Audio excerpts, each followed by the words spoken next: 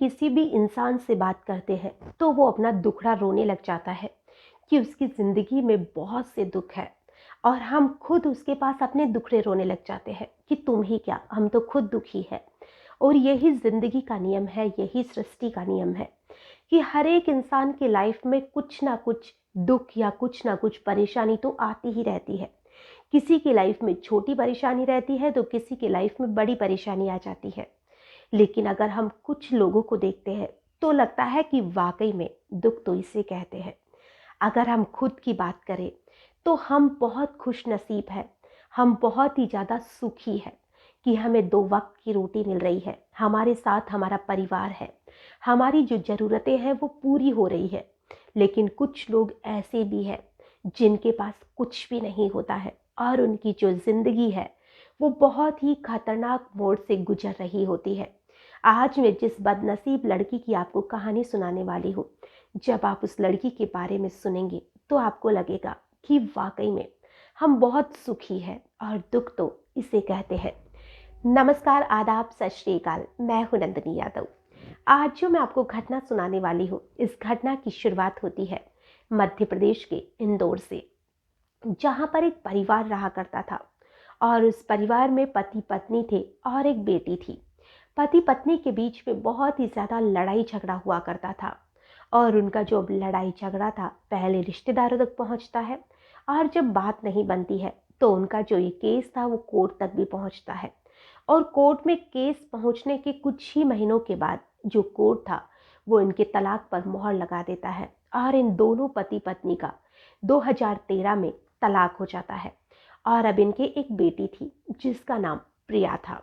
जो प्रिया थी, सबसे ज़्यादा उनके तलाक का अगर किसी पर असर होता है तो वो प्रिया पर होता है, क्योंकि जो पिता थे उसने कहा कि मैं इस बेटी का बोझ नहीं उठा सकता हूँ, मैं भी अपनी ज़िंदगी को जीना चाहता हूँ, मुझे कोई बंधन नहीं चाहिए। प्रिया की जो माँ थी वो भी यही शब्द दोहराती है कि अगर तुम बेटी की जिम्मेदारी नहीं उठा सकते हैं तो मेरी कौन सी अकेली की ये बेटी है जो मैं इसकी जिम्मेदारी उठाऊंगी, मैं भी इसकी जिम्मेदारी नहीं उठाना चाहती। दोनों पति पत्नी अपने रास्ते चले जाते हैं, लेकिन जो प्रिया थी उसकी ज़िंदगी में तो जैसे भूचाल आ जाता है। उस समय जो प्रिया थी वो ओनली 13 साल की थी। 13 साल की एक छोटी लड़की क्या ज़िंदगी में सही और गलत के फैसले लेगी। तो उसका जो एक रिश्तेदार था उसने उसको एक जगह छोटी मोटी नौकरी लगा दी, जिसमें वो चपरासी की नौकरी करने लगी, लोगों को चाय पानी पिला दिया करती थी और इसके बदले में उसे 4-5 हज़ार रुपये मिल जाया करते थे। ऑफिस में वो झाड़ू पोछा भी किया करती थी। अब जो प्रिया थी उसकी ज़िंदगी चल रही थी। अब 2013 से 2017 आ जाता है।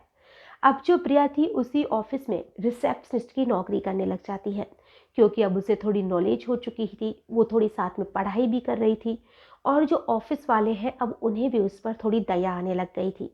तो अब वो वहीं पर 15 हज़ार रुपये की नौकरी करने लग जाती है। अब वक्त अपनी रफ्तार से दौड़ रहा था और उसी ऑफिस में एक लड़का भी नौकरी किया करता था और उस लड़के का नाम था अमित चोलकर। जो अमित चोलकर था वो प्रिया को बहुत पसंद करता था और जो प्रिया थी वो भी उसे पसंद करती थी। दोनों के बीच में अच्छी खासी दोस्ती हो जाती है और जो दोस्ती थी वो धीरे धीरे प्यार मोहब्बत में बदल जाती है। अब दोनों साथ में जीने मरने की कस्में खाने लग जाते हैं और वक्त था तो वो अपने साथ अपनी रफ्तार से दौड़ने लगता है। अब 2017 में प्रिया और उसकी दोस्ती होती है। 2019 तक वो दोनों अच्छे से साथ रहते हैं। जो अमित था वो प्रिया का बहुत ज़्यादा ख्याल रखा करता था, उसके माता पिता की तरह उसकी केयर किया करता था। अब प्रिया को लगा कि माँ बाप तो अपनी लाइफ से जा चुके हैं, लेकिन एक अच्छा हमसफ़र तो उसे मिल चुका है। सब सही चल रहा था, लेकिन अचानक 2019 में जो अमित चोलकर था वो गायब हो जाता है।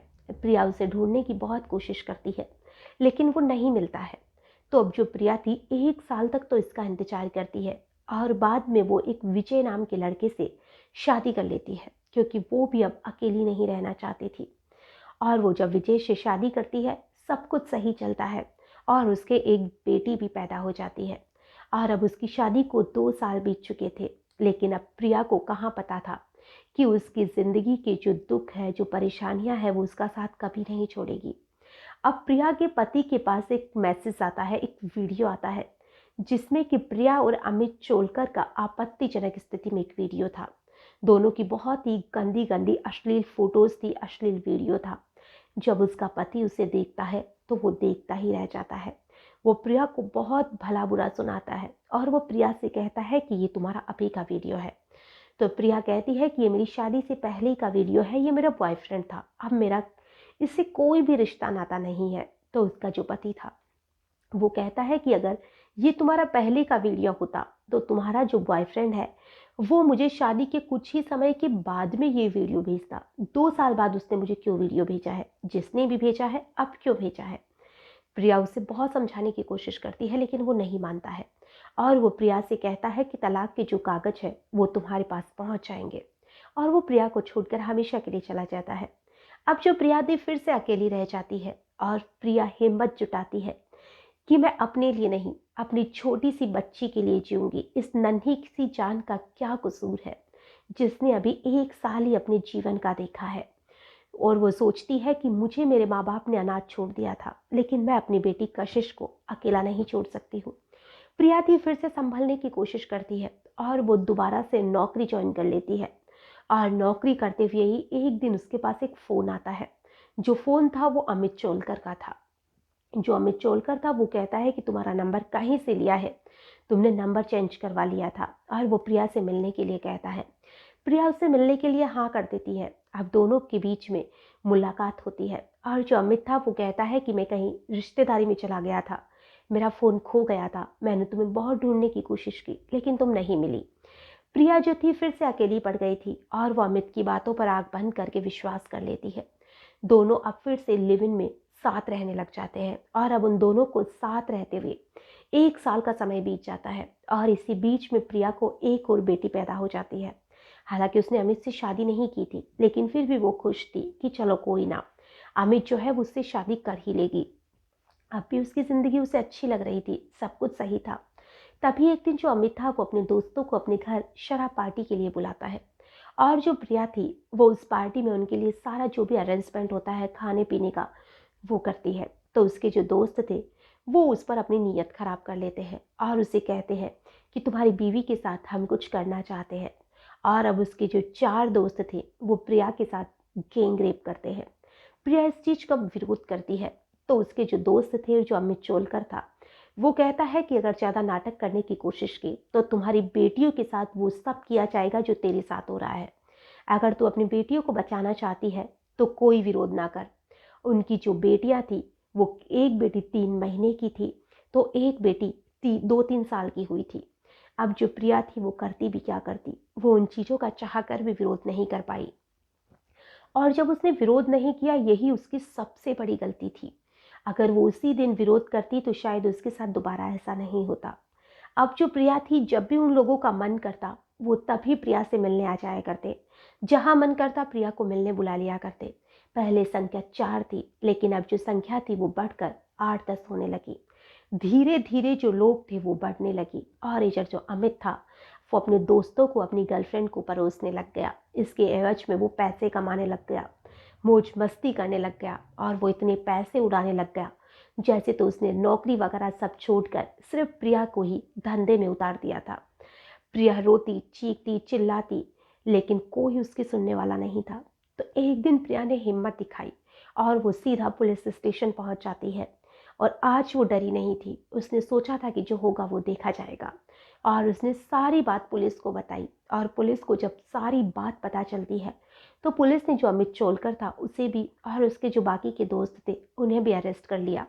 इस पूरे केस में पुलिस ने पूरी ईमानदारी से अपना काम किया था और बहुत ही जल्द उन लोगों को गिरफ्तार भी कर लिया था। अब जो प्रिया थी पहले वो अकेली थी जब वो अनाथ हुई थी, अब फिर उसके साथ उसकी एक बेटी हुई जब उसके पति ने उसे छोड़ दिया, फिर उसके साथ दूसरी बेटी हुई जब उसके लिव इन पार्टनर ने उसे छोड़ दिया। आज जो प्रिया है वो 2 नन्ही सी जानों को अपने साथ लिए बैठी है। उसे खुद नहीं पता कि उनका जो भविष्य है उसे वो कैसे सुधार पाएगी। जो प्रिया है अभी लगभग 22-23 साल की हुई है। इतनी छोटी सी उम्र में, जिस उम्र में उसके खेलने कूदने के दिन थे, मौज मस्ती के दिन थे। एक पति छोड़ चुका है, दूसरा बॉयफ्रेंड था उसने बहुत गहरा जख्म उसे दिया है। 2 बेटियां उसकी गोद में है और उसे कुछ नहीं पता कि आगे वो क्या करेगी, क्या नहीं करेगी, लेकिन जो उसकी ज़िंदगी है वाक़ई में बहुत ख़राब हो चुकी है। इस दर्द को वो भूल भी पाएगी या नहीं भूल पाएगी। आज की जो कहानी है, इसे सुनाने का हमारा उद्देश्य ना किसी को परेशान करना है, ना ही किसी का भी दिल दुखाना है। हमारा उद्देश्य आप लोगों को सतर्क करना है, आप लोगों को सावधान करना है कि आपके साथ या आपके किसी रिश्तेदार के साथ, अड़ोसी-पड़ोसी के साथ, किसी के साथ भी ऐसा हो सकता है। तो आप इन सारी चीज़ों को हमेशा संभल कर रहिए। और जो माता-पिता तलाक लेते हैं, वो तो अलग हो जाते हैं, लेकिन उनका जो सबसे ज़्यादा असर है, वो उनके बच्चों पर पड़ता है। तो ऐसे माता-पिता को भी मैं इतना ही कहना चाहूँगी कि आप तो खुद तो अपनी खुशी के लिए तलाक लेकर अलग हो जाते हैं, लेकिन आपके बच्चों का जो भविष्य है, वो पूरी तरह से अंधकार में चला जाता है। तो आप तलाक लेने से पहले 100 बार सोचिए, एक दूसरे के साथ जो रिश्ता है उसे सही से निभाने की कोशिश करिए और ऐसे किसी भी बेटी का लाइफ ना ख़राब करिए। आज के लिए बस इतना ही, फिर मिलेंगे किसी नई घटना में, तब तक के